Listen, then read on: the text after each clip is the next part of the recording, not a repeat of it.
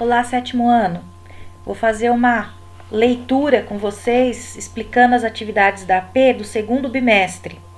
Vocês sabem que nós estamos começando o terceiro bimestre, mas vocês, fazem essa AP agora, no início do terceiro, trabalhando aquelas habilidades que vocês aprenderam lá no segundo bimestre. Bom, quem puder buscar a prova na escola, vai buscar. Quem não puder, vai fazer online mesmo, tá? Quem for buscar na escola, depois que fizer a prova online, passa para mim no gabarito, tá bom? E manda a foto da primeira página. Não precisa tirar foto página por página, como eu pedi da outra vez. É só da primeira página. Então, vamos lá. Questão 1. Na reta numérica, está representado o intervalo de números inteiros compreendidos entre -7 e 9. Os pontos Z, P e U estão representando na reta, respectivamente, os números inteiros. Gente, olha, observa que o zero está aqui, ó. Tudo que tem à direita do zero é positivo. Então, aqui você tem 1, 2, 3, 4, 5, 6, 7, tá bom? E tudo que você tem à esquerda do zero é negativo. -1, -2, -3, -4, -5, -6, -7. Então, a partir disso daqui do zero, é que você vai falar para mim quanto que vale o Z, quanto que vale o T e quanto que vale o U. Lembrando que é importantíssima essa palavra, respectivamente. Respectivamente significa nessa ordem. Qual ordem? O Z, o T e o U. Então, primeiro, quanto que vale o Z, depois, quanto que vale o T e, por último, quanto que vale o U, tá bom? Questão 2. Há diversos países do mundo onde as temperaturas chegam a ficar negativas, como, por exemplo, a Rússia, que durante o inverno pode chegar a -27 graus. Na Finlândia, -20 graus Celsius, ou Canadá, com até -39 graus Celsius. Em contraste com São Paulo, que poucas vezes a temperatura fica abaixo de 10 graus Celsius. Se esses valores forem colocados em ordem crescente, tem-se ordem crescente, menor para o maior, tá? Então, eu vou pensar lá numa reta numérica, que vai passar pelo zero e vem do negativo, passa pelo zero e vai para o positivo. Nessa reta numérica, eu tenho que lembrar o seguinte: quando os números são negativos e estão à esquerda do zero, quanto mais longe do zero, menor ele é. E depois, quando ele está à direita do zero, quanto mais longe do zero, maior. Então, eu tenho que observar que eu tenho números negativos e eu tenho positivo. Dentre os negativos, tá? Quem vai ser o menor? Lembrando que quanto mais longe do zero, menor ele é. Se você souber o menor, você já resolveu a questão 2. Já conseguiu chegar na resposta, tá bom? Questão 3. Para desenvolver a habilidade da soma de números inteiros, uma professora elaborou diversos envelopes que os estudantes escolhiam ao acaso e deviam dar o resultado da operação. Um estudante retirou o envelope com os números mais 18 e menos 42. O resultado dessa operação é... Gente, pensa no seguinte, eu gosto sempre de falar que quando nós trabalhamos com operação de números negativos, a gente sempre lembra no nosso dinheiro, na questão financeira. Quando a gente coloca numa questão financeira, fica muito mais fácil para a gente entender. Então, imagina, essa situação aqui como sendo uma situação financeira. Você está devendo R$42 para alguém, você pagou 18. O que aconteceu? Você ficou devendo ainda ou você saiu com dinheiro nessa situação? Se você ficou devendo quanto? Ou se você saiu com dinheiro, você saiu com quanto? Tá bom? Então, pensa assim que você consegue resolver a questão 3. Questão 4. Em um jogo, o estudante deve retirar ao acaso 2 fichas contendo números inteiros e realizar a multiplicação entre eles. Carlos retirou as fichas com os números -3 e -5. Ao realizar essa operação, obtém-se. Gente, olha, pensa no seguinte. Mesmo que eu tenha um número negativo, a questão de multiplicar não muda. Então, eu vou ter que saber quanto que é 3 vezes 5, tá? Bom, depois que eu faço isso, eu vou pensar no seguinte, ó, regrinha de sinal. Menos com menos dá o quê? Depois que eu lembrar que menos com menos dá o quê, eu consigo fazer a minha resposta da questão 4. Questão 5. Em uma classe do 7º ano, com 33 estudantes, 17 têm menos de 13 anos de idade. A fração desses estudantes com menos de 13 anos corresponde a quanto? Lembrando que eu estou trabalhando numa sala com 33 alunos, 33 é o meu total. O meu total ele vai aonde? Ele vai no denominador ou ele vai no numerador? E eu estou trabalhando também com o número de 17 alunos menores de 13. E o meu 17, ele vai no meu numerador ou no meu denominador? Tá bom? Questão 6. Uma professora pediu para os estudantes converterem respectivamente, olha a palavra respectivamente de novo, nessa ordem, 1/4, 3/5 e 25 décimos, em números decimais. A resposta correta é, o que eu vou ter que fazer? Vou ter que pegar 1 dividir por 4, 3 dividir por 5 e 25 por 10. Aí eu vou achar uma dessas alternativas aqui, tá? Questão 7. Marisa desenhou um plano cartesiano com alguns pontos e colocou as coordenadas apenas no ponto A. Ponto A, 1 para x, 1 para y. As coordenadas do ponto B, C e D que faltam são, lembrando que, olha o meu ponto B, olha onde ele está aqui e olha onde ele está aqui. Eu vou lembrar o seguinte, que sempre eu coloco o número x primeiro, depois o y. Tá? X primeiro, depois o y. Se eu colocar certinho, x primeiro e depois o y, eu acho as coordenadas. Questão 8. O gráfico que possui as coordenadas A, 2 e 1, B, 3 e 0, C, menos 3 e 2 e D, menos 1 e menos 2, corretamente indicadas é. Então, ele coloca aqui pra gente, ó. Eu vou ter que analisar cada um dos gráficos. Então, ó, eu sei que o A é 1 e 2. Então, eu vou aqui, ó. Olha o que aconteceu, ó. Desculpa, ele falou que 2 e 1, falei ao contrário. Olha o que aconteceu, primeiro 1, depois o 2. Então, o A tá errado. Por quê? Porque primeiro apareceu o 1 e depois o 2, mas não, tem que aparecer o 2 primeiro, tá bom? Então, daí vocês vão analisar um por um dos gráficos. Se você analisar pelo menos a letra A, você já consegue chegar na resposta. E marca a alternativa. Questão 9. Carlos está aprendendo transformações geométricas de polígonos no plano cartesiano.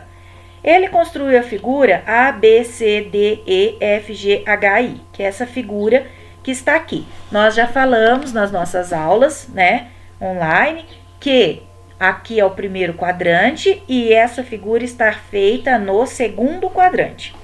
E depois fez algumas transformações. Observando o plano cartesiano em relação à figura, conclui-se que sua simetria em relação à origem 00 é figura 1 e 2. Figura 1 e 2 é essa daqui, tá? Figura 2 é essa daqui. Figura 3 e 2, 2 e 3 é a figura 2 e 3. E figura 3 é só essa daqui, tá? Mas aqui a gente tem um problema. Qual que é o nosso problema que a gente tem aqui? Ele fala para nós, na realidade não é um problema, é uma solução, né? Ele fala para nós que é simétrica.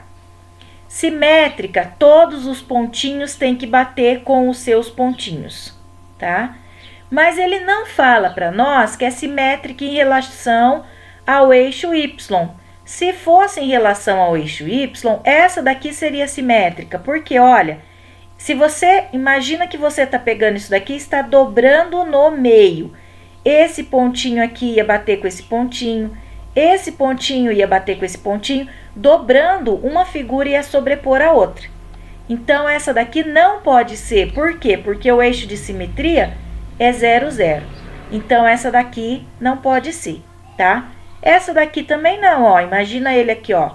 como é que esse pontinho aqui, ó, ele tinha que bater com esse pontinho, mas não vai, ele vai bater lá embaixo. Então, não pode ser. Então, só analisar certinho e responder, tá bom? Como que vai ficar a questão 9. Questão 10. Observe a figura a seguir. Essa figura aqui, ó. Tá?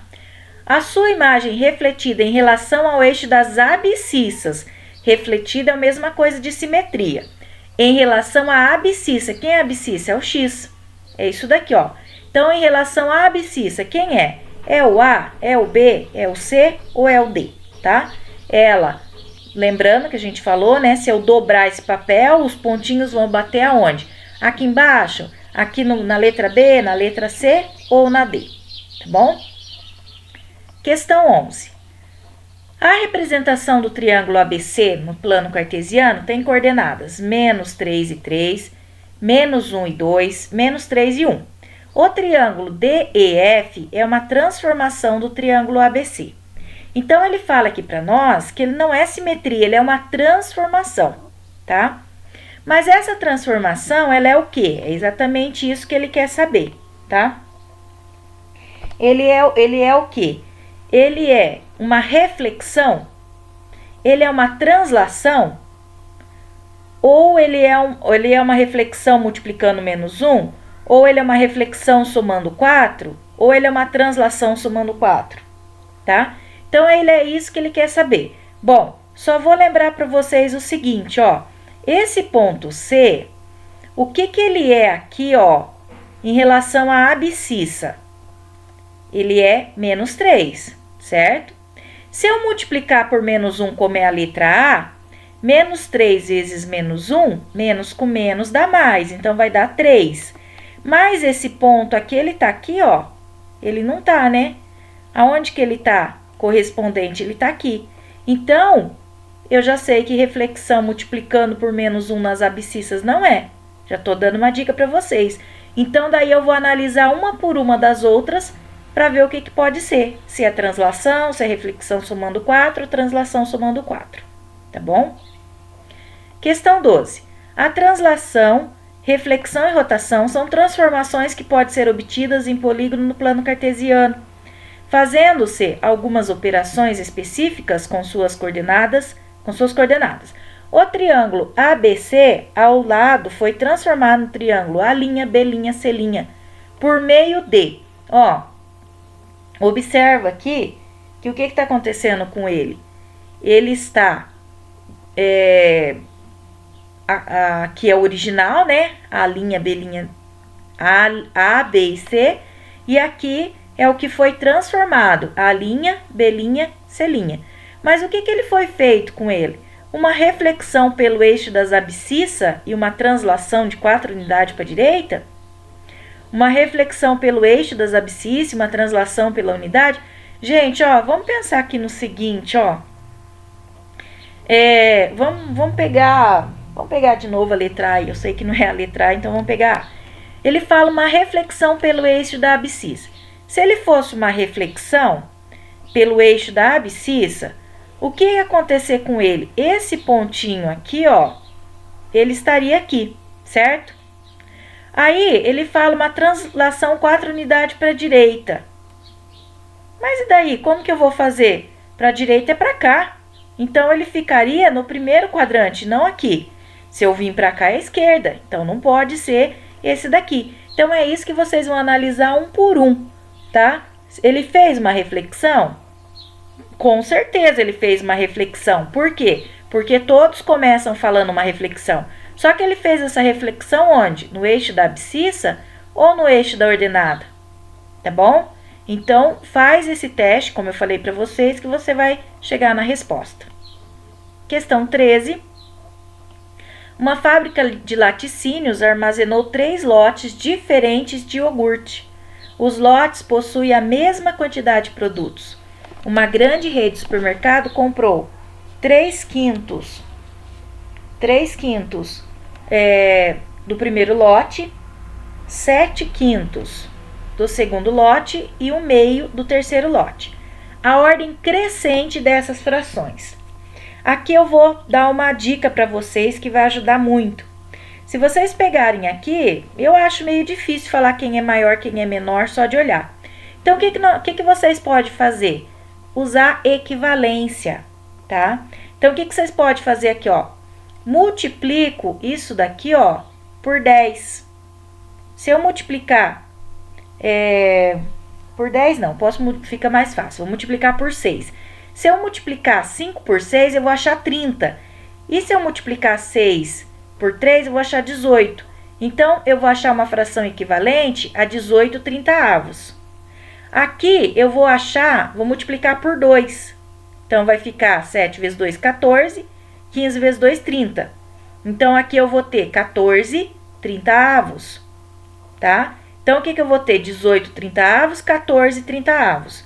E aqui eu vou multiplicar por 15 e aqui 15 também, né? 1 vezes 15, 15. 15 vezes 2, 30. 15 trintaavos.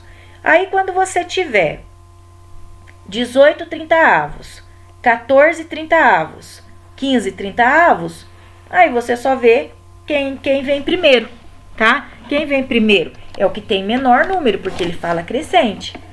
Aí vai ser qual deles? Vai corresponder a quem? Então, aqui, ó, você pode colocar aqui embaixo mesmo, ó. E daí você vê quem é o primeiro, quem é o segundo, quem é o terceiro. Então, trabalha com fração equivalente, né? Conforme eu fui falando, vai voltando o vídeo, vai reescrevendo as frações que eu falei e você consegue colocar em ordem, tá bom? Questão 14. Questão 14, ele fala assim: no plano cartesiano abaixo, o ponto P tem qual coordenada? Lembrando que primeiro é x, segundo é y, tá? Sempre nessa ordem. Questão 15. João foi desafiado a descobrir os 2 próximos números dessa sequência. Então, esses números são... Olha o que está acontecendo com a sequência, ó. 12 mais 1, 13. 13 mais 2, 15. 15 mais 3, 18. 18 mais 4, 22. A partir disso daí que eu entendi, eu consigo achar os 2 próximos números. Vai ser uma dessas alternativas aqui, tá bom? Questão 16, que é a última questão. Os 636 estudantes de uma escola irão visitar um museu de ciências. Para levá-los, serão contratados ônibus com 46 lugares. O número de ônibus que serão necessários é... Bom, eu tenho 636 alunos, cada ônibus tem 46 lugares. Basta eu dividir 636 por 46, eu chego na resposta. Gente, eu espero que eu tenha ajudado vocês a resolver. Resolvam com bastante cuidado, porque vai ser uma das notas do bimestre de vocês. Tá bom? Tchau!